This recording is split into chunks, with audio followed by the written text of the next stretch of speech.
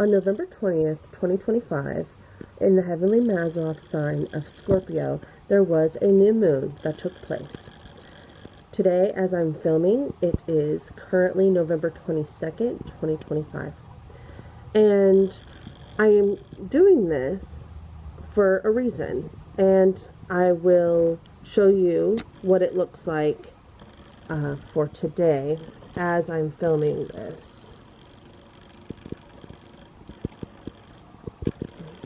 Chart of the moment. Currently, this is what it looks like in the Mazzaroth sign of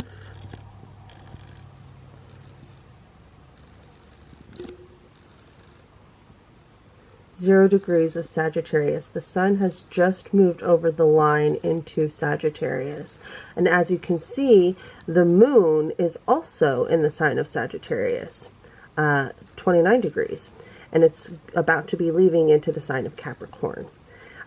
Just because the sun and the moon are in the same sign of Sagittarius does not mean that this is a new moon.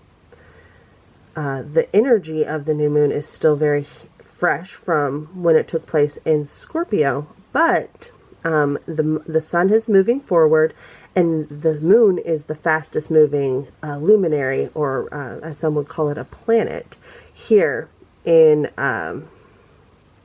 the Mazzaroth, in the firmament of the sky. And as you can see, this looks a lot different than this. And the reason is because the moon and the sun are moving. As you can see, when this took place just 2 days ago, the sun was at 28 degrees and 28 minutes and 11 seconds degrees wise in Scorpio, along with the moon. Now, when we look over here, which is exactly what this looks like as the chart of the moment, November 22nd, 2025, the moon and the sun are at different degrees. And they are both currently in Sagittarius. Remember, the sun is constantly moving, so it's going to move forward. And the moon is constantly moving as well, which means it's going to move forward. Technically, the sun does not move, but the earth moves around the sun. And so when you see where the sun is located at in the heavenly Mazzaroth, it's its position from like where the earth is moving. This is where we get the seasons from. So this looks a lot different than this. Lordy. Why? There we go. Just kind of, there we go. So that looks a lot different than this. And that's okay, because this exact conjunction takes place, and there's about a 3-day window, and it can happen, the day before, the day after, or the day during, and the day after, and it can also be a couple days after. Since this was happening at such a late degree, there is potential for it to have a couple days after of the energy that this new moon was taking place in. And it won't be for another 6 months to see this, what's taking place here, the fruition of it, because there will be a Scorpio full moon. The moon will be here, and the sun will be over here. So that's when we'll see we'll see fruits, we'll see, what actually took place during this moment, or, during this energy, because it's not just an exact moment. Of course, it's just the energy of the sky, the language of that moment. So I kind of want to break this down just a bit. As you can see that there is this giant, as you see that there is a large blue triangle here, and it's taking place between Jupiter incrustation. There's a lot of activity here in Pisces, and then there is a lot of activity here in Scorpio. As you can see, Scorpio is blue, Pisces is blue, and crustacean is blue. That means these are the water signs. This is how it's played out in this Honeycomb Almanac. The blue are the water signs. The red are the fire signs. The browns are the earth signs. And then the yellows are the air signs. So we have water, fire, earth, and air. And they go in a pattern. So we can see this trine. We call that a trine. And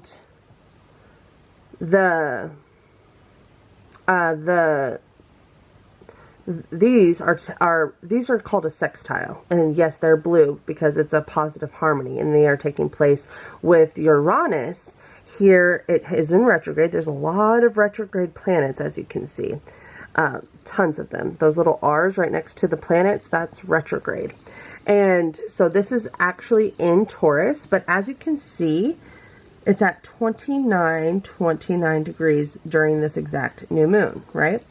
And it's a positive aspect because it's taking place between all these. This is at 29 degrees. This is Neptune.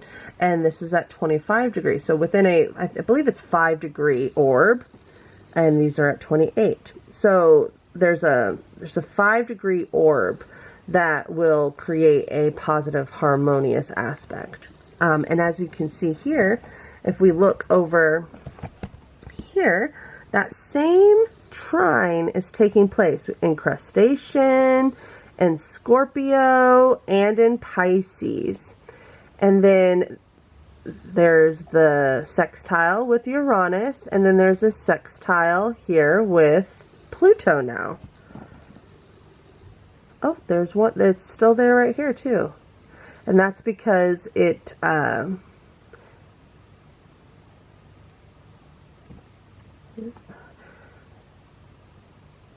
is still within a 5-degree orb because it goes back, right? So when it gets to, once it hits 29 degrees, it's automatically, when it goes into 30, it goes right into the next sign.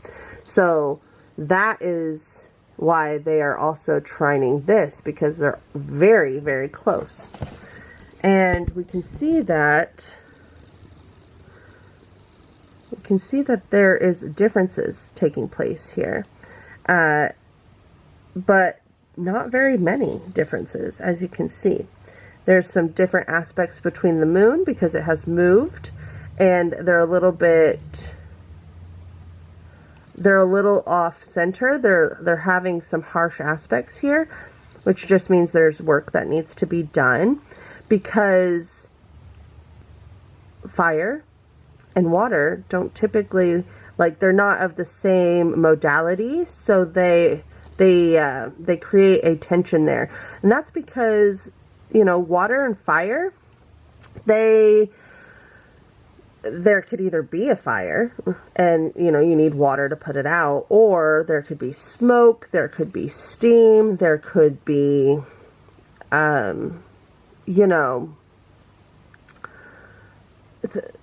you could get ice or water, and you could put it on the stovetop, and that heat you need heat, which is fire, in order to create a different substance, or to create a meal, which is not negative. It just takes work, right? You also have to be careful with the stove so you don't burn yourself, things of that nature.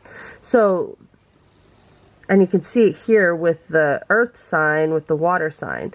Yes, earth and water are harmonious, just like fire and water can be harmonious, but there's work that needs to be done. Why? First of all, it's so far away. But second of all, because, if you're not careful with water, water can go over the earth and create a flood. If there is no water, or if there is no earth, the water just gets out of control. But if there's no water, the earth doesn't get fed.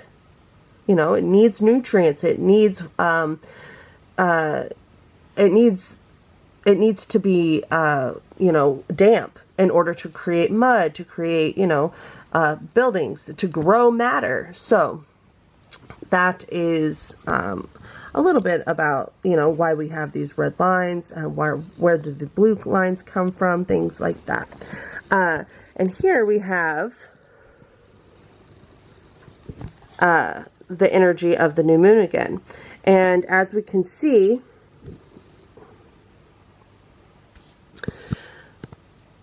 the Uranus is taking place in the 9th house. The 11th house is where Jupiter is located. There's a lot of 7th house energy, and then a lot of 3rd house energy. And of course, the 5th house, which is making that trine to the 9th house. So, when I see this, I think, and what I read when I'm reading this language is that communication is undergoing a transformation, because that's what the 3rd house is all about. Also, short distance travel. And we have Mercury there, which represents short distance travel, even though currently in this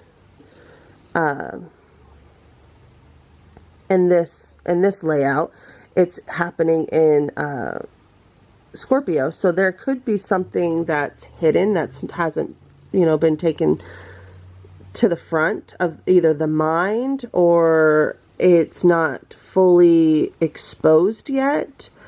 Because, during the new moon, it is a time of darkness. So, because the moon and the sun are conjunct in the sky, I would also say that there's something that, maybe some dynamic with money, or, it could even be any type of platonic or romantic love that is undergoing a transformation that either is not exposed in the mind or in, everyday reality, or the way you communicate about that is undergoing a transformation. There's definitely something taking place because Mercury, the Sun, the Moon, and Venus are all located in Scorpio during this new moon. And it's making a positive aspect between Scorpio. Oh, and I see this rectangle. So all of these are also connected. Fascinating. So, and the 5th house, as we know, represents entrepreneurial goals. It could also be all creative aspects and pursuits, inner child healing, children in general, and things that bring us joy. Pluto's there, so that's transformation, life and death. Some things could be dying, some things could be transforming, things could be blossoming in ways that you didn't expect, or things that, you did in hidden places could be blooming. So that could definitely be taking place. And it's happening in the 9th house with Uranus. So, things that you can't unsee, things that you didn't know, but now you can't unsee, could be coming to the surface, and, abundantly, in ways that, expand your faith and expand your hope and expand the ways that you understand philosophy and maybe even theology within your community and within your friend circles, within the internet. And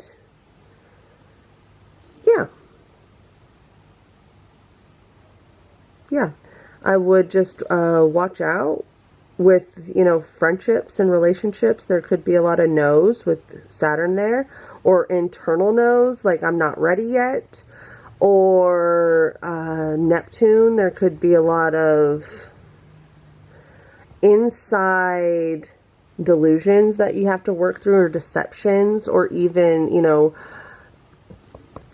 romance. Like there could be some limerence there that you're trying to transform, or expose, so you can transform it and potentially even move on from it. I would just watch your communication. I would really be in your spiritual understandings, and watch out who you're hanging around, and be sure that you are especially with like, you know, Thanksgiving coming up, that you are setting boundaries and that you are staying in tune with your faith and believing in the good that's here, with especially with the joy that's undergoing transformation. So yeah, that is what I would say for that. And I would also say that this confirms that on this day, because there is so much 7th house energy, even at this exact moment when I'm filming this. There's a bunch of 7th house energy with that Scorpio and Sagittarius to the 11th house, where that Neptune and that Saturn are, and in the 3rd house again, where crustacean is with Jupiter. And that is literally in the 10th house at this point instead of the 9th and the 1st house. So, you know, what roles are you playing in how you're seen in the world for your career? You know, what are you doing in order to be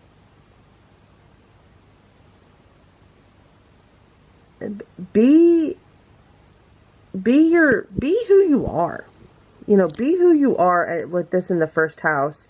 Be who you are in the workplace. Maybe that's undergoing a transformation of some sort, or maybe you're having to set boundaries and you're seeing things for what they actually are instead of what you wanted them to be, which is where that limerence could also come into play. So, yep, I would say that is a pretty good mashup, and I hope this blesses you. I know I have been learning a lot I've been having a lot of revelations, and, you know, God just really showing me a lot of things. I've been working on a lot of things behind the scenes, and, you know, when you think things are going to work out one way, you know, God has a different timing than ours. And so sometimes we do need to accept God's timing, because his timing is always better than ours. And that's a good thing. You know, when we think we know everything, there's no room to learn anything new. And so now is a great time to, you know, evaluate those mindsets and how we're seen and how we see ourselves and how we communicate about these things, and just to trust God. You know, bring those 9th house themes into play and allow God to do what God does, which is be God and to work in your life. So I hope this blesses you. I'm looking forward to sharing more with you about what God has been revealing to me. And until then, I hope you stay blessed. May God bless and keep you. Amen. Love, pellets.